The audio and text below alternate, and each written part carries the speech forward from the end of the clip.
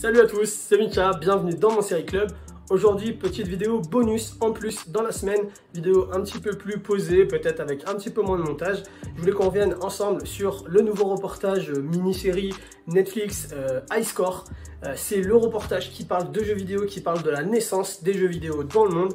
C'est quelque chose qui a toujours été important pour moi, les jeux vidéo. Cet univers-là a fait partie de ma vie pendant longtemps, il en fait encore partie aujourd'hui. Du coup, on parle de ça tout de suite.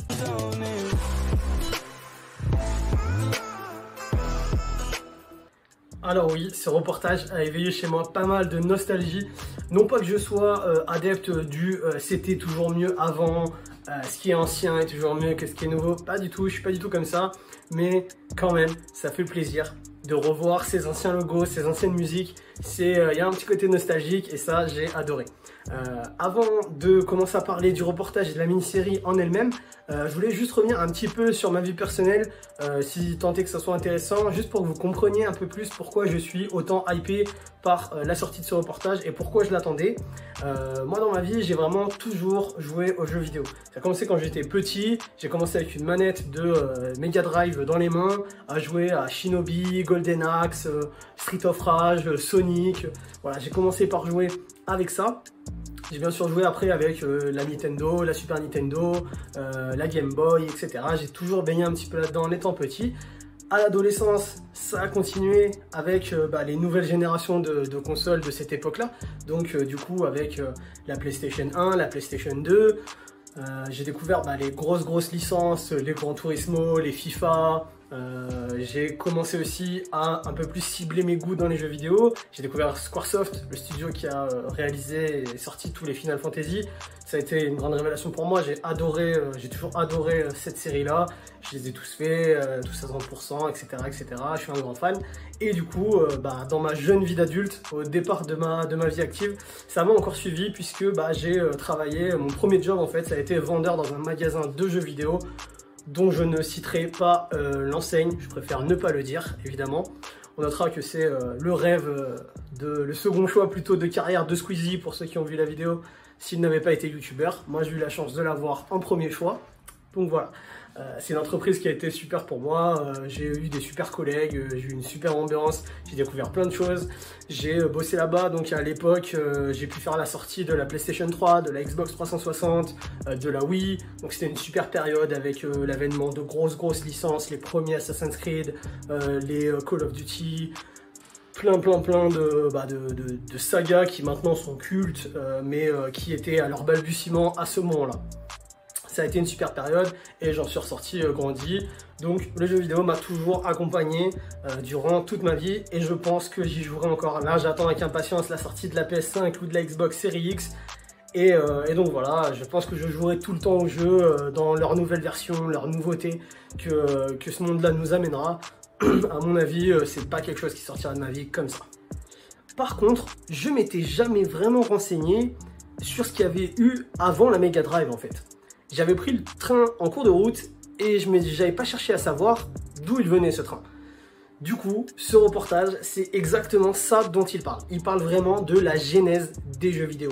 Savoir comment ils ont été créés, comment ils ont été inventés, qui a fait ça, les premières problématiques qu'il y a eu autour du jeu, comment ils ont fait pour les faire venir dans nos salons, etc. Vraiment le tout départ. Déjà, pour commencer, le générique de ce reportage est génial. C'est un générique qui fait très années 80-90, c'est une bande son très rythmée, un petit peu comme la BO de Stranger Things par exemple. Ça ressemble un petit peu à ça, c'est des images en 2D très pixelisées, avec un petit air de musique de jeux vidéo. Du coup ça met tout de suite dans une bonne ambiance, on sait qu'on va rigoler. Il y a un petit ton humoristique d'ailleurs dans cette mini-série, où la voix off qui explique, dit parfois des blagues, fait un petit peu des jeux de mots. C'est quelque chose d'assez cool dans l'ensemble. Ce reportage c'est une chronologie, on va vraiment partir du départ, comment ça a été créé, inventé, et ensuite on va remonter toutes les années jusqu'à l'avènement de l'e-sport, des compétitions internationales de jeux vidéo, ce qu'on a dans notre époque actuelle.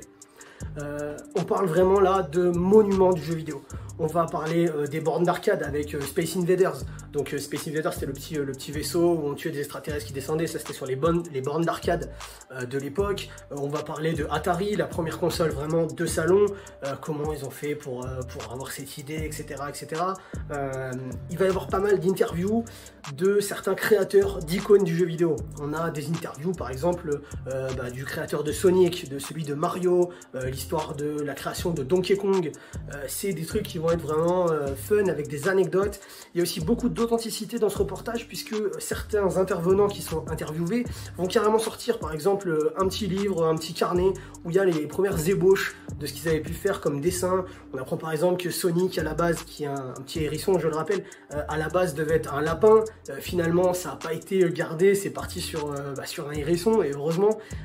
Du coup voilà, plein de petites anecdotes, plein de petits trucs comme ça qui font qu'il a l'air hyper authentique et il est hyper plaisant à regarder. Il y a aussi un truc super, c'est des petits morceaux d'histoire, des petites anecdotes qui sont transcrites un petit peu comme un Draw My Life. Donc ce système où on dessine un peu pour raconter quelque chose. Là c'est avec des pixels, des trucs en 2D et ça raconte une anecdote sur un des créateurs, je sais pas, de Pac-Man par exemple.